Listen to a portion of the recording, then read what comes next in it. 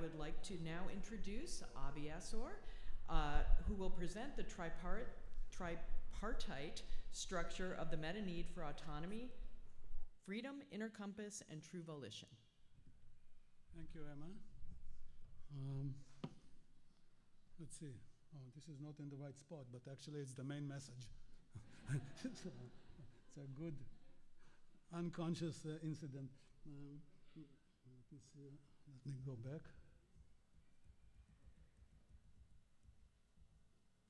Okay, here are the people that helped me to enrich my thinking about this issue. And I will return to them at the end maybe, but they're not responsible for any weird ideas I will talk about it, today. So the talk has three objectives. First is present and justify a conception of the need for autonomy as consisting of three components: need for freedom to self-direct, having and realizing an authentic inner compass, AIC, which together lead to a sense of true volition. I really want to do this action and to be with this person, which is the essence and the more proximal and strong indicator of autonomy, but it's not enough. It's to describe the full picture. And so when a certain action provides these three autonomy experiences, you experience well-being and other good things. Now the objective 2, 4 basic needs with a big question. I would like to present and justify the possibility of a model positing 4 specific needs.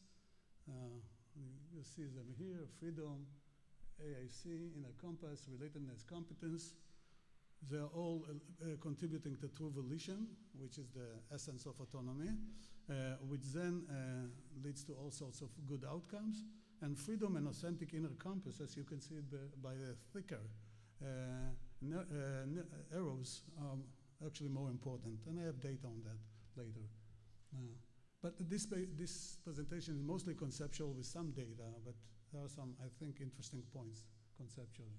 Not so simple, so you're welcome to write to me or to talk to me later, because I'll go fast. Objective 3 is present experimental and correlational finding supporting the views that having an authentic inner compass is a basic psychological need. I mean, this is really the essence. Freedom is less important in many ways, although I think it is a basic need. And autonomy is a meta-need. It's an overarching driving force that all needs contribute to, and is most indicated by the sense of true volition and self-endorsement. Okay, let's start with why add freedom and compass to need autonomy definition. Ryan and Dicey, 2017, defined the need for autonomy as the desire to feel a sense of true volition and self-endorsement regarding what we do. Although this conceptualization proved extremely useful, defining the need for autonomy as involving mainly or only true volition and self-endorsement appears incomplete. I suggest a more complete conceptualization of the meta-need. It's an overarching, organizing drive, and this should include having and realizing an authentic inner compass and freedom to self-direct. And now I will explain what those means. Freedom is to be free from coercion and to be free to explore, decide, direct our behavior, including experiencing and expressing feelings and thoughts if and when you want to. You don't always want to have freedom, but you want to have the option for this. And I think much of earlier SDT stuff had to do with the effects of depriving freedom and control. Now the need to have and realize authentic inner compass is essentially the need to know and try to realize what is truly important to us. So the goals Emma was talking about were very much about our inner compass, but they're not the only things that inhibit, that are often derived from values and interests personal inclination, so it's a wider concept. So we know, how do we know what's important to us? Basically, we have the feelings that we know what's important to us when we have valued virtues. They are not exactly aspirations. They are more criteria of how we should behave, how we think is right and desirable to behave. It's our demands about what we expect from ourselves. Basic needs satisfying life aspirations, what we would like to have in our life. Sometimes they don't have values. I want close relations. It's what I expect from others or in my life, not necessarily it's expectations for myself, like value. Authentic personal preferences, like interest, sexual orientation, temperament-based inclination, and so forth. And then long-term goals, which ideally are derived from them, if your inner compass is well articulated and developed through a reflective process. Representative items, just of having a compass. I know what is truly important to me.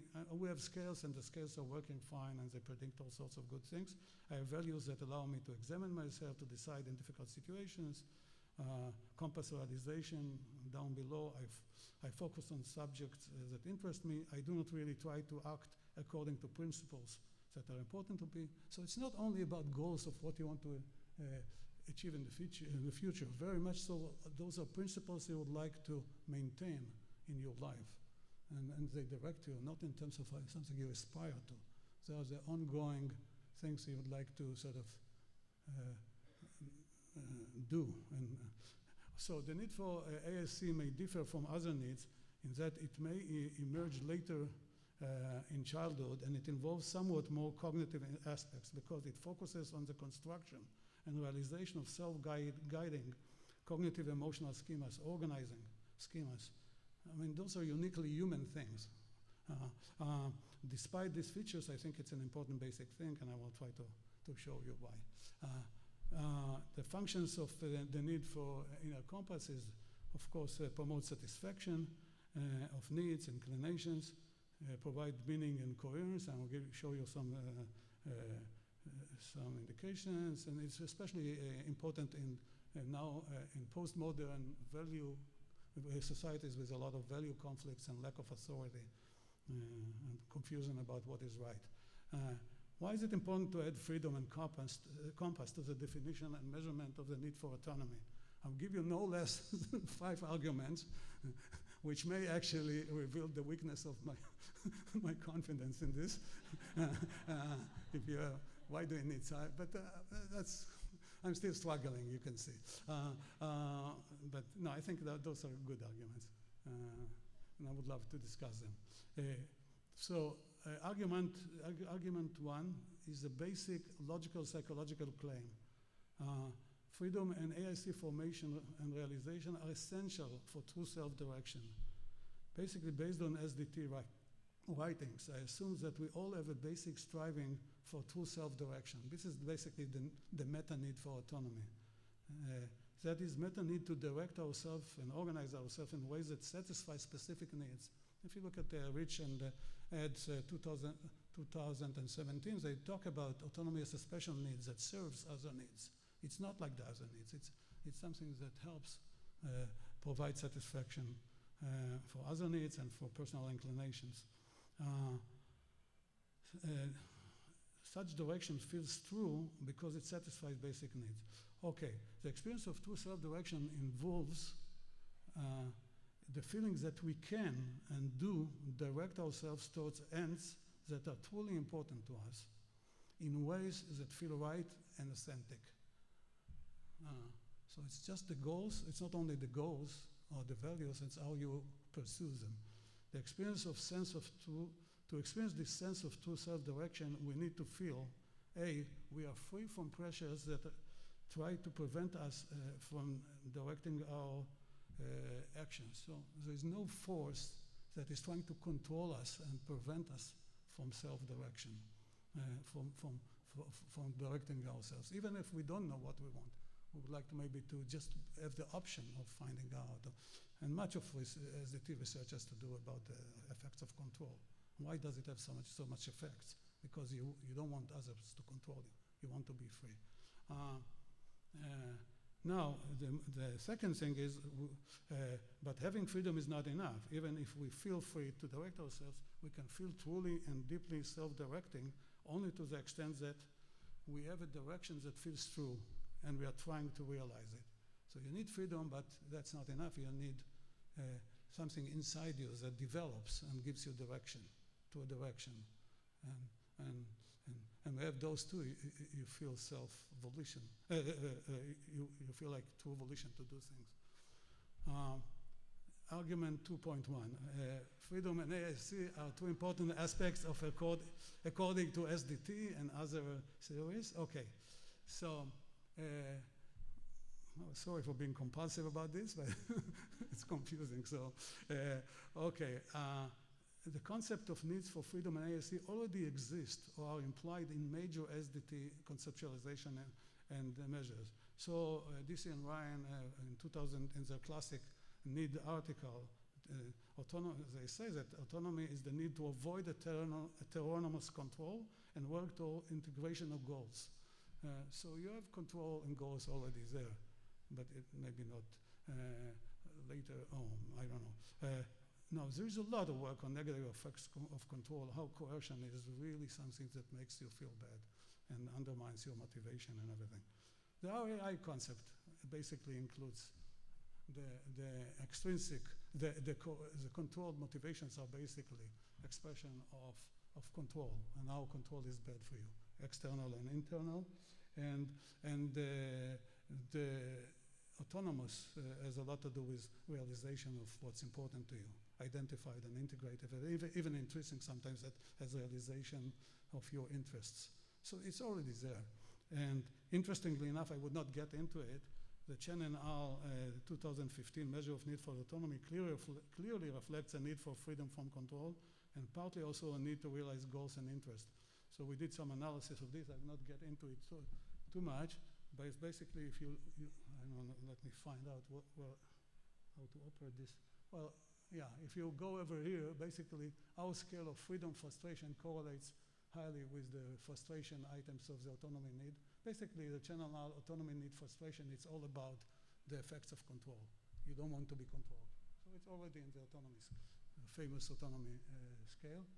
And the autonomy, the satisfaction items correlate most highly with our realization satisfaction. It's mostly about the realization, the need to do what you want, I believe, in terms of goals and interests. And that's actually good because the scale is actually, I think, already capturing. You just have to express it, to recognize it. Expressing what?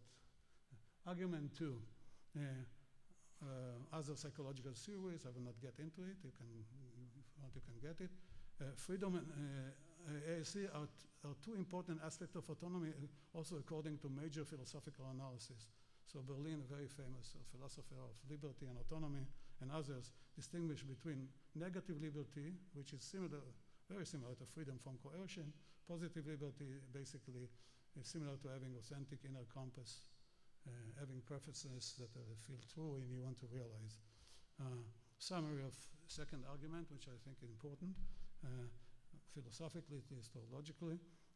By explicitly including freedom and AIC in SDT's concept of need for autonomy, we find a place within SDT for aspects of autonomy that other serious analysis of this concept have found important.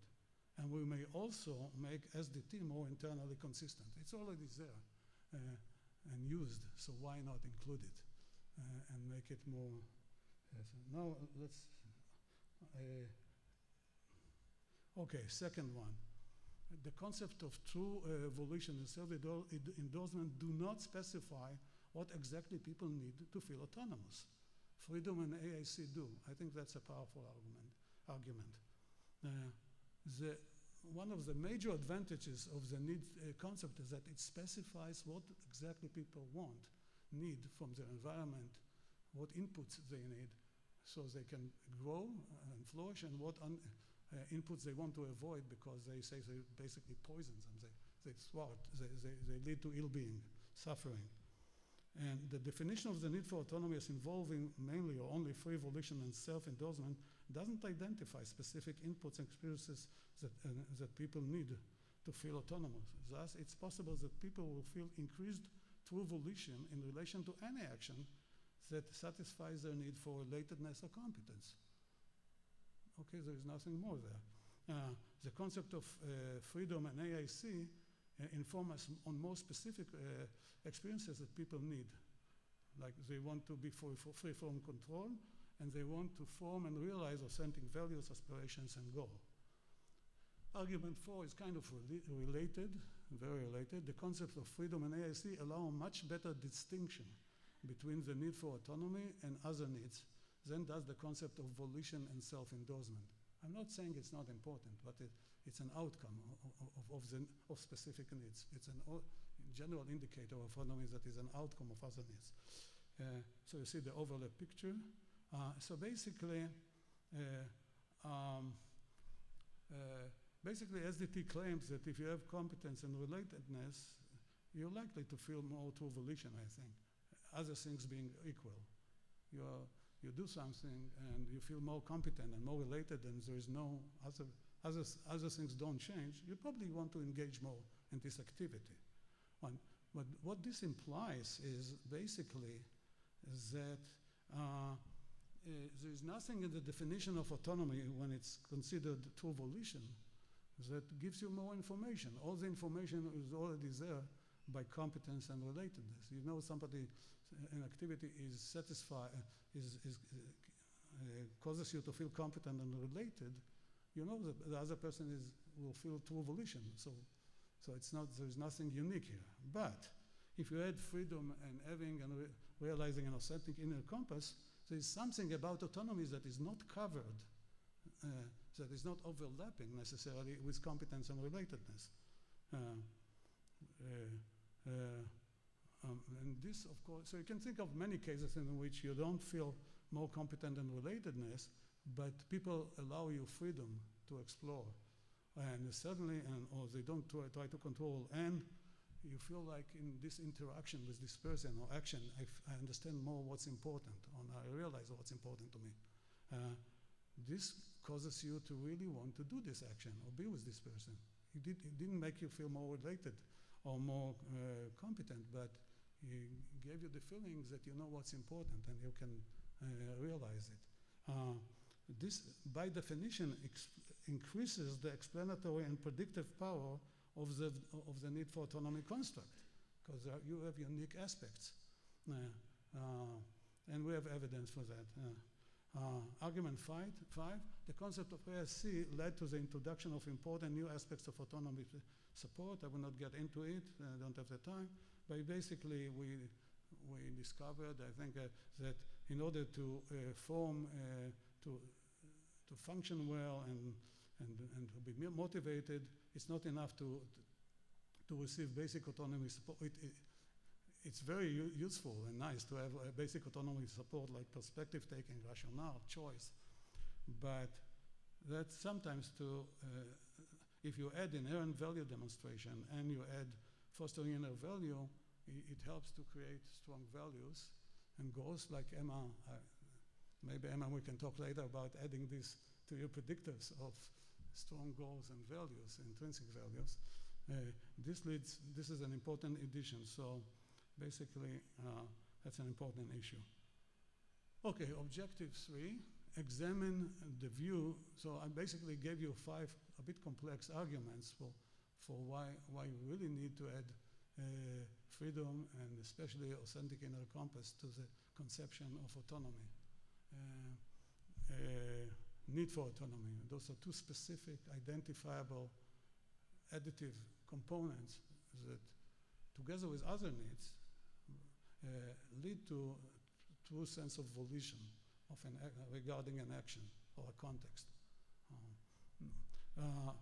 Okay, so basically, so I will bring you some evidence now. Now, first an experiment I did with Yael Gaifman, and we're actually now doing the diary analysis. I would love to, starting today, and I would like to tell you about this maybe next conference, hopefully. hope it will work out, and it's a pre-registered study. So SDT posits that the first condition for considering a psychological construct, the need, is that satisfaction of the hypothesis need increases well-being and its frustration leads to ill-being. To examine whether ASC meets above condition, we conducted an experiment in which students were randomly assigned to one of three activities or conditions theoretically expected to affect the need to have an authentic inner compass. So one is AAC satisfaction. Students described an experience or process in which they found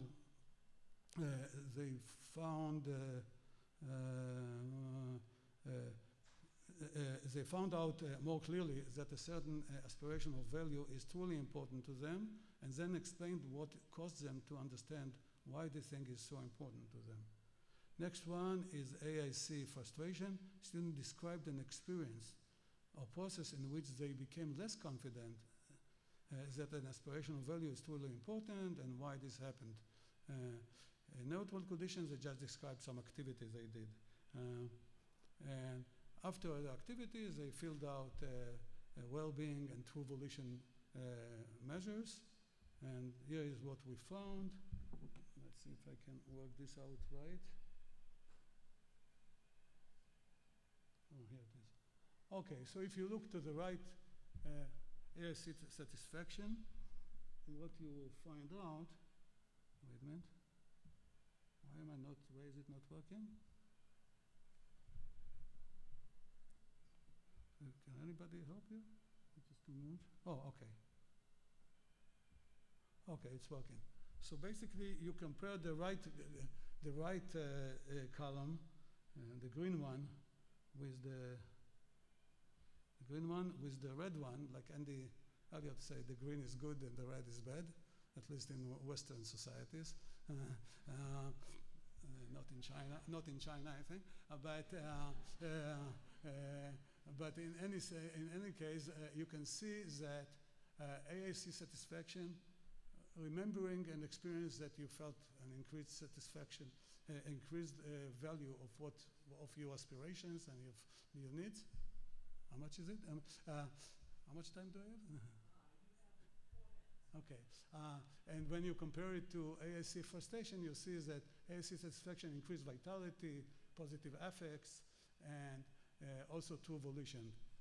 And frustration increased depression feelings and so forth. Okay, and here you see that ASC support versus frustration led to true volition to participate in an activity, like remembering what happened, and then more vitality.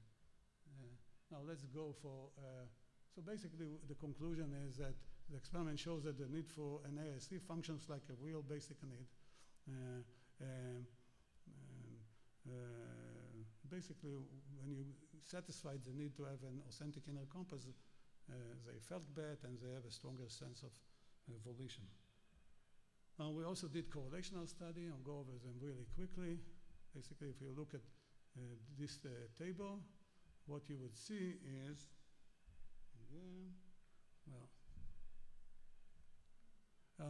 basically what you see here is that, if I can find it, that would be good. Okay. You compare the effects of AIC competence relatedness. This is from the Chen and Alt scale and our freedom and AIC scales. You see that AIC controlling for the effects of competence relatedness and freedom, AIC has stronger effects, especially on true self-direction, on resistance to negative peer pressure, which makes sense if you have strong values and stuff, and coherence and meaning. But also other good stuff. Now, interesting stuff. Now we compare the effects of AIC to the Chen and Al autonomy scales, relatedness and competence. Those are all Chen and Al. Then you see again that AIC has unique contributions. The other needs also have effects on vitality, on depression, but when you get to satisfaction with life, to self-direction, resistance to pressure, and coherence and meaning, you see clear effects of and this reminds me of the idea, Emma's interest in later in life what happens in later life in terms of meaning and coherence and stuff like that. So AIC might be really more important in later life, but I think also not then. Okay. Now there are some other studies supporting this. I would not get into it. You can see them later if you want. Conclusion. Okay. It may be useful to reserve the term autonomy for a meta-need which directs us towards true self-direction. The experience of true volition is the most direct and powerful indicator of autonomy, but a more complete depiction of autonomy also includes the need for freedom, and particularly AIC. When referring to specific needs, it might be better to talk about the needs for freedom and AIC rather than autonomy, which is the overarching driving force serving the other needs, including freedom. So I cautiously suggest the possibility of a model in which 4 specific needs predict all the other things. And let me go over here. Just to make sure you have seen it enough. Okay, but I had an advisor when I was a graduate student. He always say, "But who cares about this? You can make all those distinctions. It's really important." So I think it's important to add freedom and authentic inner compass to the definition and measurement of autonomy and understanding, because it adds conceptual and practical clarity. The concept of freedom, AIC, add clarity. They indicate what specifically do people need to feel volitional and autonomous. And this was not existing in a sort of clear way. It's there, but it was not shown very clearly. The importance of the need for compass. The concept of AIC highlights the fact that an important factor that helps us to feel vital and deeply engaged in action is the feeling that this action enables us to form or realize authentic inner compass. This has important consequences for education, parenting, relationship, whatnot. So, I mean, if you want to feel true volition and vital and engaged, you really have to make sure that people feel, not always, but very often it helps to feel that the action or the relationship enables them to create and realize a sense of doing something important, of knowing what is important. And I've shown data for that, and that's equals to measurement. In terms of measurement, the existing general autonomy scale appears to capture mostly freedom and some aspects of AIC. Adding a scale assessing having and realize AIC appears to increase our capacity to predict well-being. And this is the last one. The concept of the need AIC may have some interesting qualities. First, compared to other needs, it may be a more generally human need because it involves the need to form and articulate core preferences that are based on reflections and are communicate to others. It's a need that is especially human, I think, and it is not surprising. No, it's just said that it's the needs that may be most. Okay, thank you very much. Okay.